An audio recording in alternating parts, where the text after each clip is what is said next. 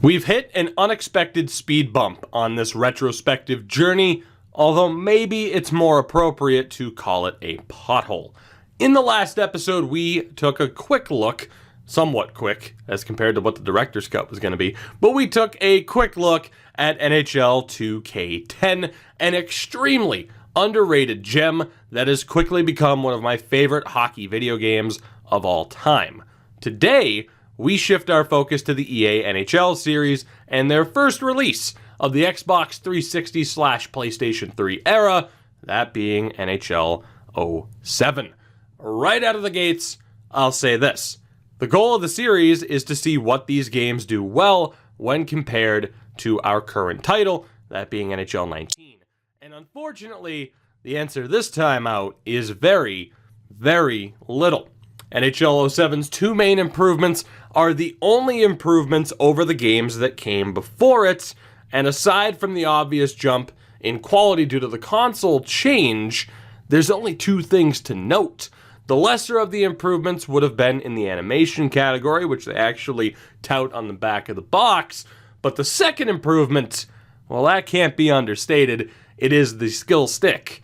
Prior to this, the right analog stick acted as more of a deke into shot modifier, a set animation. The skill stick, as you know if you've played an NHL game in the last 13 years, allows the player to essentially control the in-game player's hands. This is obviously a massive improvement over the days of hit this button to deke and hit this button to shoot. You now have full control.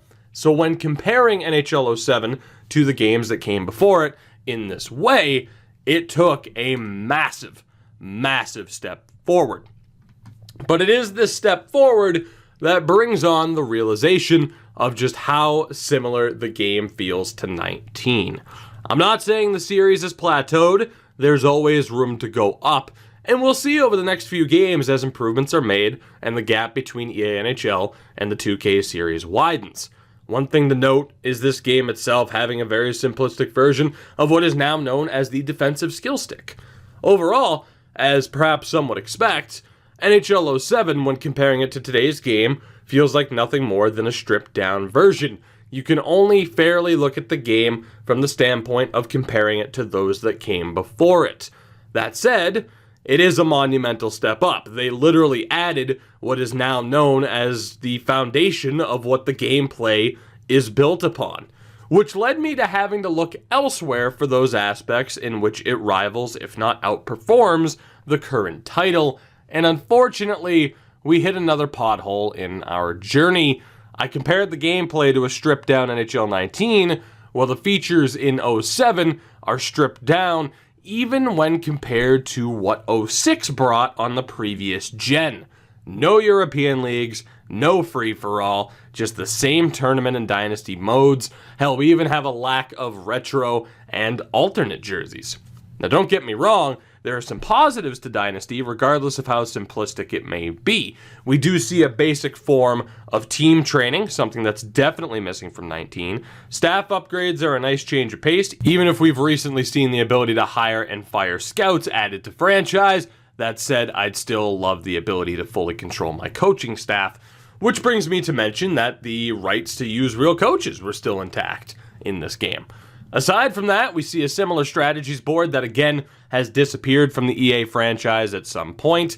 Line chemistry was still a feature, which I think is a great change and would be nice to see back in franchise mode. Full player stats are in the game with cumulative totals, and perhaps the biggest positive is Gary Thorne on commentary, my personal favorite hockey commentator of all time. Side Korea, the fans want one.